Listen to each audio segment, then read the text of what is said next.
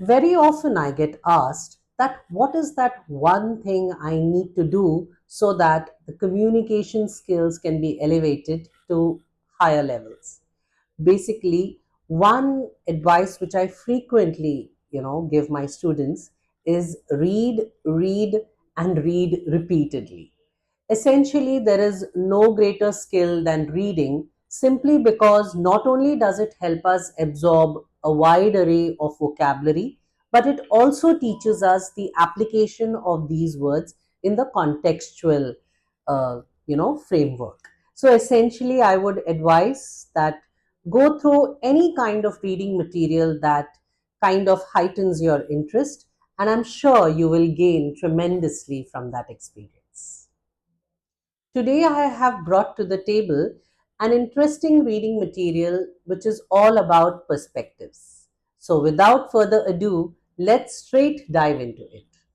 The extract reads as follows: Welcome different perspectives. More often than not, we are hell bent that people should align their thoughts to our perspective. Trailblazers are not born by following the herd mentality or by adamant stances. Those carve a niche for themselves or set themselves apart from the rest. It's often because they are one of a kind and not just another fish in the pond.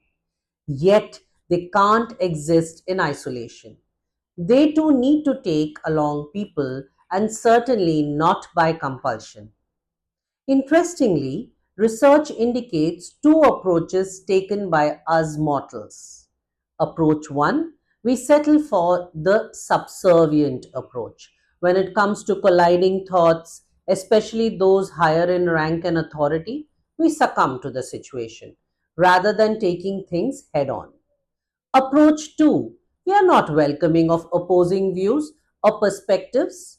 With steadfast, unwavering, unflinching passion, we defend our stance and expect others to follow suit. We shrug off suggestions, brush it under the carpet, or blatantly refuse to heed an alternate approach, let alone welcome it. A balanced approach calls for a voice of reason. If the opposing voices are reasonable, there is no shame in welcoming the alternate perspective, which in no way means that you have abandoned your earlier premise in its entirety. Judicious, pragmatic, prudent voice of reason, which ultimately is progressive in its outcome, always wins. The extract was all about the way a human being thinks, the thought process. What was one word in the extract which also found its place in the title of the extract, which means thought process? Can you think and let me know? Well, I think you guessed it right. It's perspective. So, perspectives are meant to be respected. Perspectives are meant to be understood. Perspectives are meant to be well received so that we can form a more rounded or holistic view of a situation. That's what this extract is all about. So, another word for thought process: perspective. So, in future, instead of saying my thoughts on the subject, you can say my perspective on this subject is. Go ahead, try some sentences with the word perspective.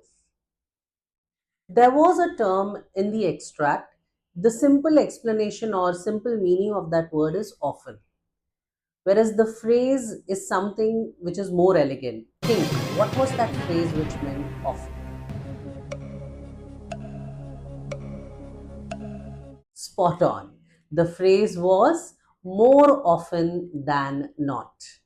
Basically, more often than not is a more elegant way of, you know, expressing your thought and say that it is something that happens frequently or often. For example, more often than not, I like to have an evening out with family and friends for a good time, and enjoy a good work life balance. So, there you go, a simple sentence using more often than not. Why don't you go ahead and try some sentences?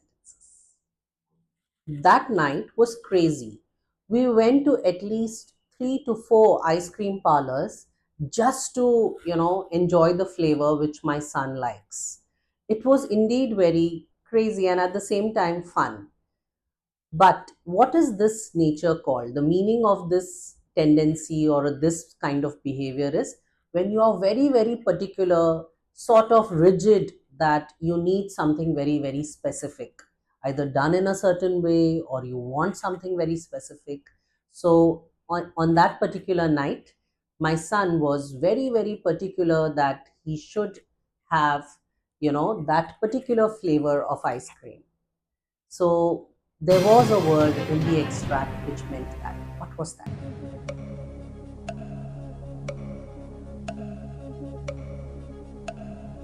Well, if you missed that, here it is. The word was hell bent.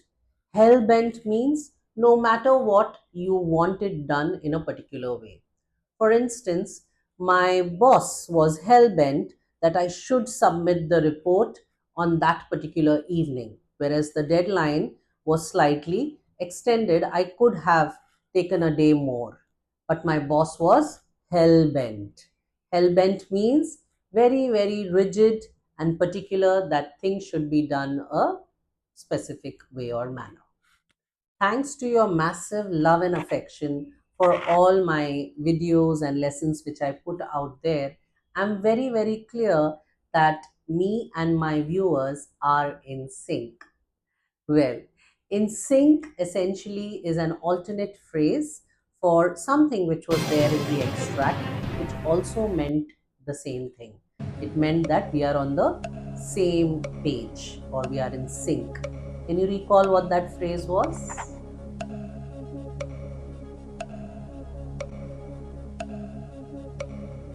Wow, I'm glad you got that one.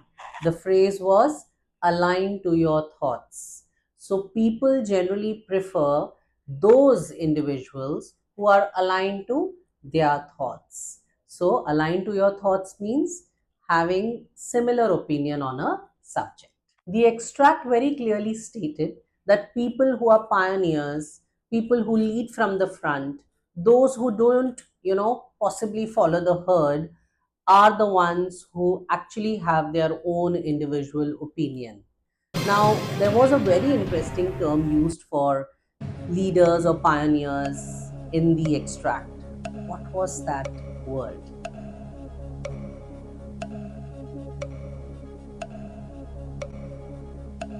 This was an easy one to find, isn't it? It was trailblazers. Basically, trail means path, okay, and blazing it means kind of lighting it up for people to follow. So, trailblazers could be the way you label those individuals, an alternate word for leaders or pioneers, or for that matter, you can even use an idiom, blaze the trail. For instance, I would love to blaze the trail for all those women who look forward to empowering themselves in different spheres of life. It's normally very safe to go with the crowd. What I mean is, when it comes to taking a decision or picking sides, people tend to play it safe and they tend to follow the. Think about it. What was the word in the passage which meant that you have the tendency or the mentality to follow people, not really carry your own opinion? Or possibly you have your opinion but you refuse to voice it out. So you go with people, play along. What's the word for that?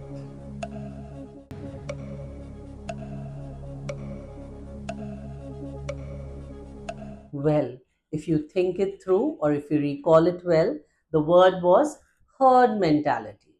Herd mentality means going with the crowd, not having the courage to swim against the tide.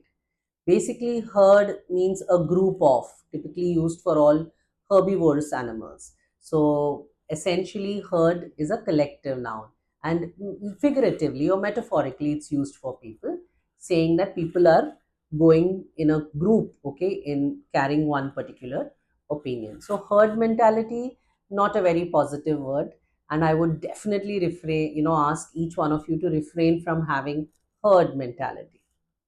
The meeting went for hours.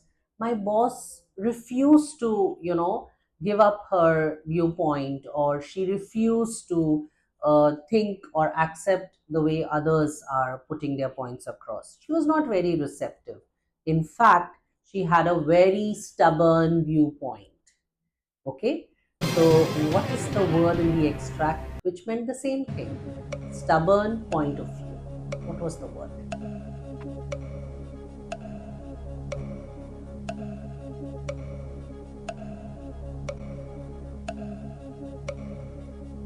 Well, bang on. I think you got this one right. Basically, viewpoint, the word in the paragraph, was stance. Stance, interestingly, means taking a position, or probably, standing in a particular way. So if I'm resting my entire body weight on one leg, then that's my stance or my posture. But that's how it is indicated physically. The interesting usage is the way it is used figuratively, actually. Basically, stubborn viewpoint is an adamant stance. So, yes, that was the word in the extract. It doesn't really help to be rigid in life. You shouldn't have an adamant stance. You should be more flexible, more receptive, more welcoming of other people's opinion. So, adamant stance doesn't really help you go the long way. It is very important that each one of us aspires that we make a place for ourselves in life. It's not really thrilling or exciting to lead a very ordinary existence. So I would urge each one of you to go out there and make a place for yourself in life. The phrase in the extract was very, very interesting for this one. Just try to recall what that particular phrase was.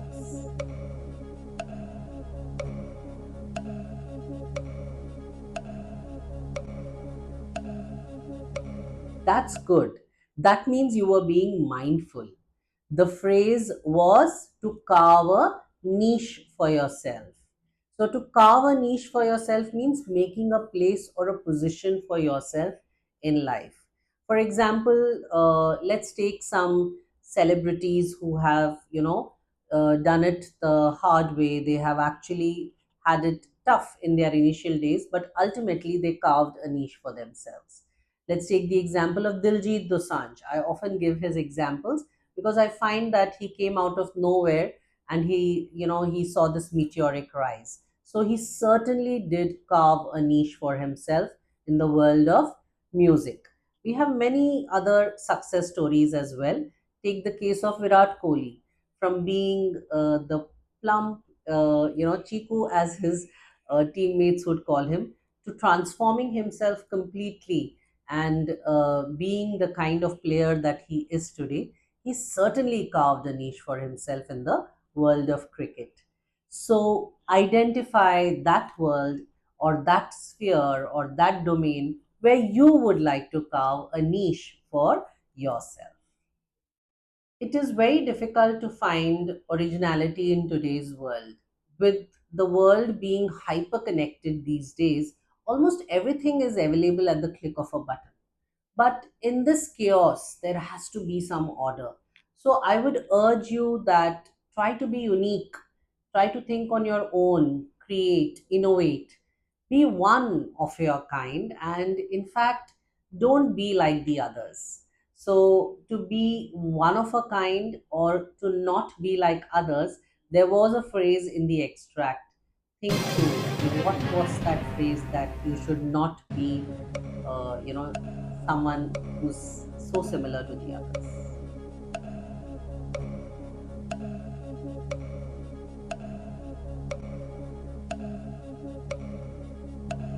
Yes, that's right. The phrase was not another fish in the pond. If you don't want to be just another fish in the pond, then make sure you develop yourself in the areas that interest you. Develop skills. Inherently, God has gifted you with certain talents. Why don't you channelize those talents in the right direction, and you won't be just another fish in the pond? Trailblazers, though they tend to take the path or the trail which is less common, or people have not taken that path very often. So they are pioneers in that sense. But yet, they can't progress by themselves. Any individual can't succeed without a support system or a network backing him to be where he is. So basically, what is the word for saying that you can't really do it alone, or do it all alone, or do it only by yourself? There was something interesting in the extract.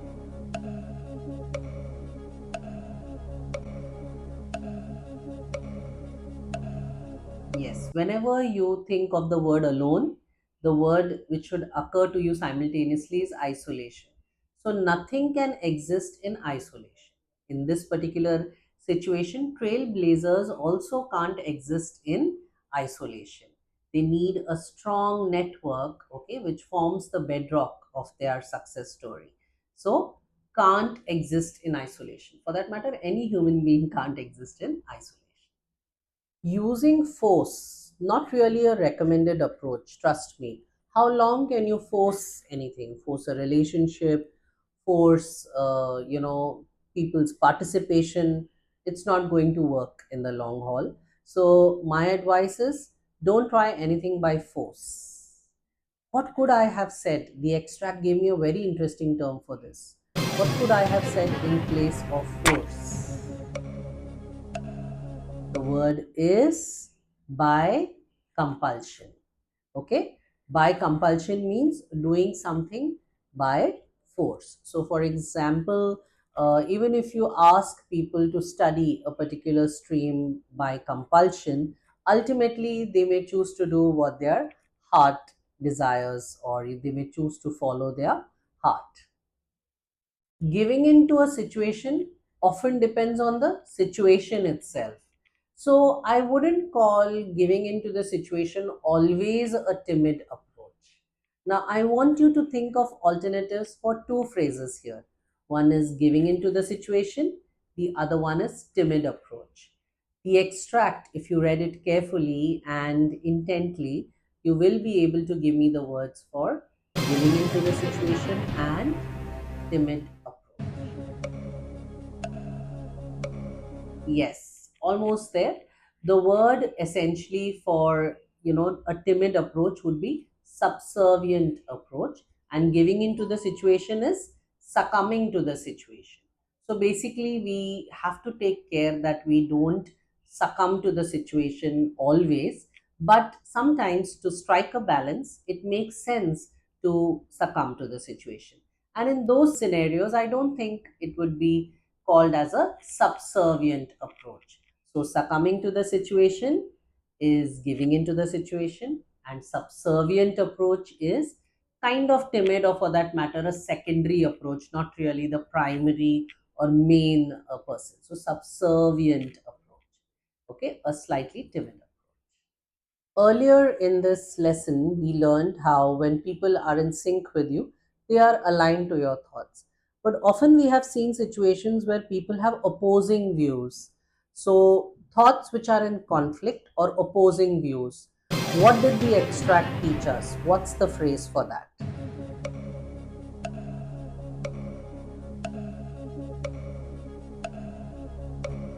Yes, the word is right. The phrase is colliding thoughts. So when your thoughts collide, essentially you are not thinking alike. That's all. So it's okay, or it's a more mature way of dealing with things when people's thoughts collide and they are not in sync with each other. But this is a very interesting usage of the phrase, I thought, colliding thoughts.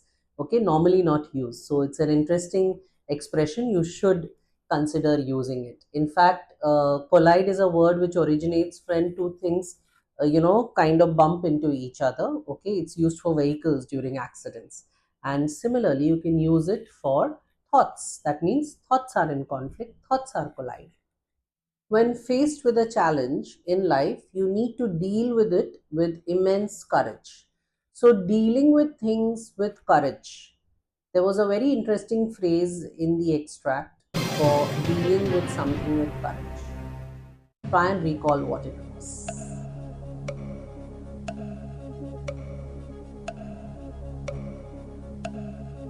Yes, that's right. The word was taking things head on. So when you take things head on, you're ready to deal with it. It's almost like a bring it on attitude. I will deal with it. So take things head on in life. Okay, so that's an interesting phrase. Try some sentences in the comment section on this particular phrase. When you are more receptive of people, when you're ready to accept their views, what is the phrase for that which the extract taught us?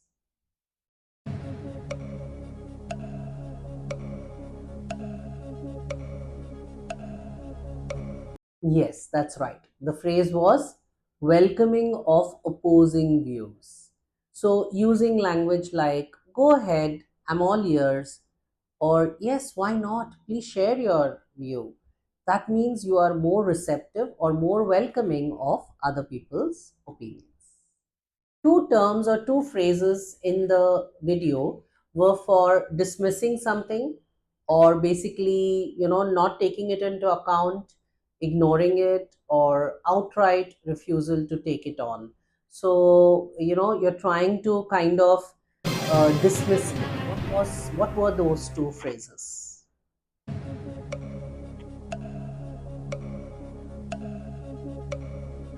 Yes, I think you identified the two. One is basically brush it under the carpet, and the second one is shrug off something.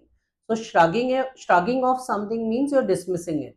Okay, for example, I gave a lot of inputs for the project, but my colleague, basically shrugged it off. Shrugged it off means dismissed it.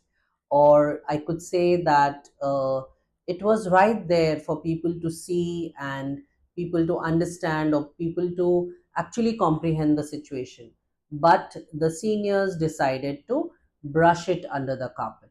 Brush it under the carpet means quietly conceal something, but dismissing it, not giving it enough regard. Okay. So all his talent, all his skills were brushed under the carpet quietly when someone who was less talented but more connected was given the opportunity. You get the drift, right? Doing something outrightly, basically not holding back, or for that matter, being very, very open and clear and specific about it, even if it means you're refusing someone. So, outright refusal. What was another word for outright in the particular extract?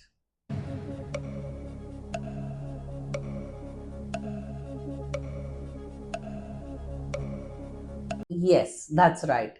The phrase was, or the word was, blatant refusal. Blatant means it's in the zone of blunt, not, hesitating, uninhibited. Okay. You're going all out and refusing someone. Blatant refusal. Okay. It's like saying, no, I'm not going to complete this today. It's quite a blatant refusal to do something. Hindi में हम इस term को आधार कहते हैं. Basically, the underlying substance or the underlying basis of something.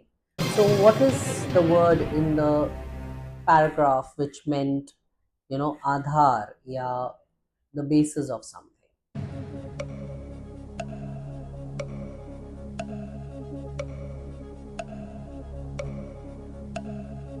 Well, I'm glad you got this one right.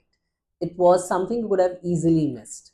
The word is premise. Premise means it forms the basis of a statement or possibly an argument.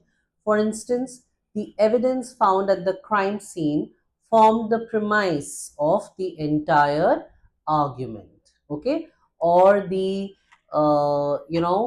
statements that were made in the parliament was essentially made basis, or it was made on the premise of the entire data which was collected over the last couple of months.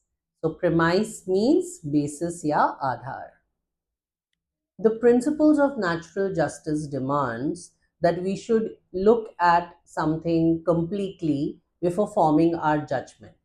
So, what is another way I could have said this phrase, which means how could I replace the word completely and say something else, which the extract very clearly told us?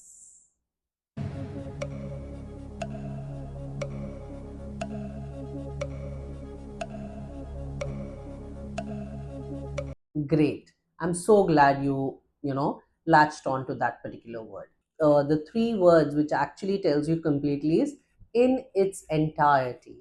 For instance, the principles of natural justice demand that we should look at a subject, or we should hear both sides. So we should look at something in its entirety before we form our opinion, our concrete, clear, unbiased opinion on a particular topic. So, in its entirety. For instance, she prepared the full meal for the party. She handled it all in its entirety to ensure that the evening was great for all her guests. Or for that matter, if you look at something, from a holistic point of view, or if you consider something in its entirety, it gives you a better perspective on the subject. I would love it if you go ahead and try some sentences. Something that is firm, something that is concrete, something that you cannot shake or move easily. It could be a belief in God, or for that matter in a belief in someone that you care about, or for that matter, people try to say all kinds of things about people you trust. But if your faith or if your belief is firm and it cannot be shaken up or cannot be moved that easily, what is that kind of faith or belief or thought process called? In fact, the extract gave us three words for it: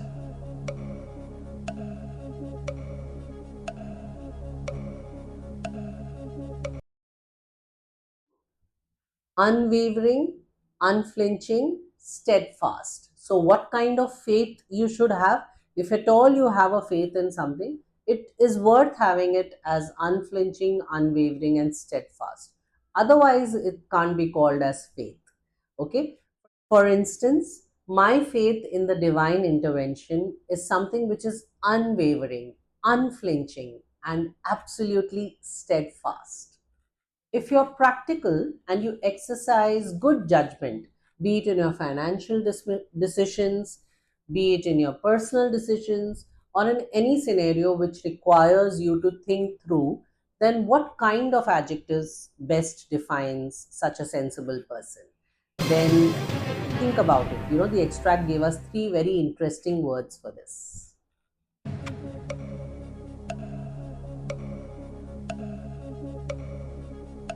Good.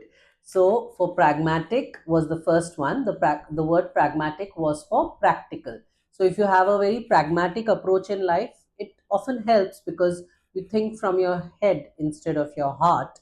Okay. And the other words were prudent and judicious. Okay. So decide what kind of a person are you? Are you all heart and don't really care about what is pragmatic, prudent, or judicious? Or would you rather think or approach any situation very realistically and think through it thoroughly before taking a call? Then that means you're pragmatic, practical, prudent, and judicious, which means you are exercising sound judgment. If you think that this is it, that's all we have to offer, then you're absolutely mistaken. We have a wide range of offerings even through our courses. So I would urge each one of you to reach out to us. We've shared our coordinates in the video. Go ahead, connect with us, and we'll be happy to extend our courses to each one of you so that you can elevate your language skills by being a part of our wonderful student base. Thank you so much for your time in watching this entire lesson, and I'm sure it was worthwhile. Go ahead and enjoy all the lessons that we offer to you week on week on week. Happy learning.